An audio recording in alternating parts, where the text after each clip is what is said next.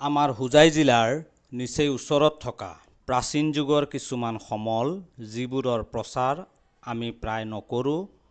হয়তো এই ঠাইবোৰ প্ৰচাৰ ভালদৰে কৰিলে আমাৰ ওচৰৰ মানুহৰ লগতে বাহিৰৰ পৰাও বহু লোকে এই ঠাইসমূহ চাবলৈ আহিব, যাৰ ফলত প্ৰতি বছৰৰ বানপানীৰ কবলত পৰা এই ঠাইবোৰ আৰু উন্নত হ'ব।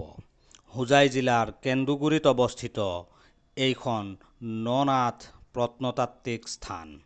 এই প্ৰত্নতাত্ত্বিক স্থানত মুঠ ৮টা ইটাৰে নিৰ্মিত শিৱ মন্দিৰৰ অৱশেষ আছে। ইয়াৰে 7টা মন্দিৰ ইতিমধ্যে খনন কৰি মুকলি কৰা হৈছে। এই আটাইকেইটা মন্দিৰতে এটিকৈ শিৱলিংগ প্ৰতিষ্ঠিত হৈছে। এই মন্দিৰসমূহৰ দুটাৰ গাত পথালিয়ে একোষাৰি পোৰামাটিৰ মূৰ্তি আছে।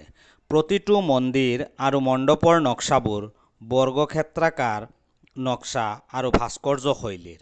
আচৰিত কথাটো হ'ল এই মন্দিৰবোৰ 7ম-8ম শতিকাৰ বুলি